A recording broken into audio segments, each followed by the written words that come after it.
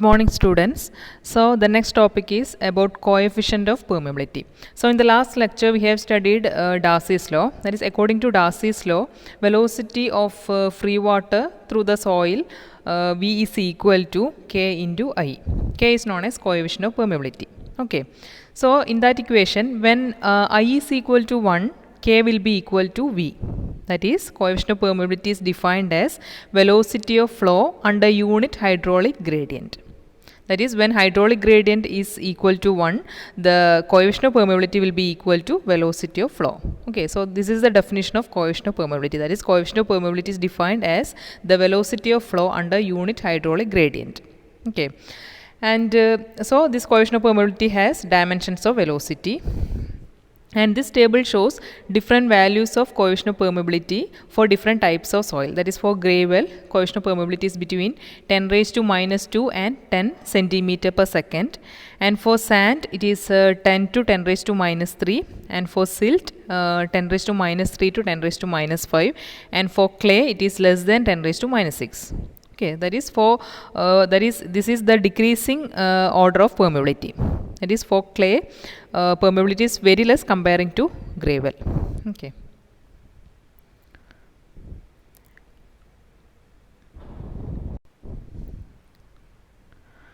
Next is the determination of coefficient of permeability. That is, coefficient of permeability can be determined by different methods, and the laboratory methods mainly used for calculating coefficient of permeability are constant head permeability test and variable head permeability test.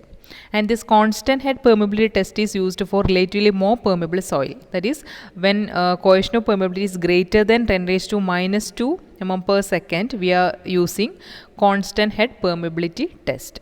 And for relatively less permeable soil, we are using variable head permeability test. So first we can discuss about constant head permeability test. So this constant head permeability test is used for more permeable soil, for example sand. Okay, so this is the experimental setup, and this is known as constant head reservoir, and water is stored here, and this is water supply. Water is flowing through this direction, and this is the in between these two porous discs, this is the sample, that is soil sample is filled here, and this is known as constant head chamber. This is constant head chamber, and this is graduated jar, and there is pipe arrangement. Okay, so this is the experimental arrangement for constant head permeability test. So here the soil sample is placed inside the mold between these two porous discs. Okay, between these two porous discs we are placing the soil sample, and the porous disc should be at least 10 times more permeable than the soil. Okay, it should be more permeable than the soil. That is, porous disc should be at least 10 times more permeable than the soil, and the porous disc should be de-aired before these are placed in the mold. Okay, and also the water tubes should also be de-aired, and the sample can also be prepared in the permeameter by pouring the soil into it, and we have to get a required density. Like that, the required density of soil sample is placed between these porous discs. Okay, and the soil sample should be fully saturated, and we can saturate the soil sample by any method. That is, by pouring the soil in the permeameter filled with water, and then depositing the soil under water, and also by allowing water to flow upward from the base to the top after the soil has been placed in the mold. Like that, in any method we have to saturate the soil sample.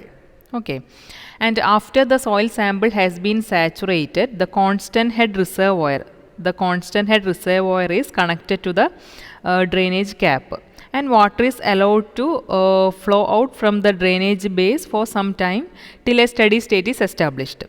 Okay, that is, water is allowed to flow till a steady state is established, and the water level in the constant head chamber, that is, water level in the constant head chamber in which the mold is placed, is kept constant, and the chamber is filled to the brim at the start of the experiment. This chamber is filled to the brim before the experiment start. Okay, and the water which enters the chamber after flowing through the sample spills over the chamber, and this water will collect it in the graduated jar, okay, for some convenient period. Okay, that is the water which is flowing through the sample will be reaching into the concentrate chamber, and the overflowing water will be collected in the graduated jar for a particular time period. And head coursing flow will be equal to the difference in water level between the constant head reservoir and the constant head chamber. So this is head H. H is the difference in water level between constant head reservoir and constant head chamber. Okay, so this is the experiment, that is the final result is we are collecting the water which is overflowing the constant chamber for a particular time period. Okay, so finally we are calculating, or we are finding the discharge, the water discharge to the graduated jar for particular time period. Okay, so using this we are calculating the coefficient of permeability, that is, this is the equation. That is area of the soil sample. Area of the soil sample will be equal to pi by 4 d square. D is the diameter of permeameter mold. Mold diameter is d. And if the cross-sectional area of the specimen is A, discharge is given by Q is equal to KIA. That is, this is according to Darcy's law. Q is equal to K into I into A. Okay, I means hydraulic gradient, so it is H by L. Okay, so what is K? K is equal to, rearranging this equation, we will get K, that is coefficient of permeability. K is equal to Q into L divided by A into H. Okay, so K is the coefficient of permeability which has to be calculated, and Q is the discharge in centimeter cube by second. That is, the discharge Q is equal to the volume of water collected divided by the time. So that is Q. Q is actually the volume of water which is collected in the graduated jar divided by the time. Time means the time taken for collecting that much amount of water. Okay, so like that we can calculate Q. Okay, then L is the length of the specimen in centimeter, A is the cross-sectional area of the specimen in centimeter square, and H, small letter H, sorry, here it is capital H, this is small letter H. H is the constant head, that is head coursing flow, that is the difference in level between constant chamber and constant head reservoir.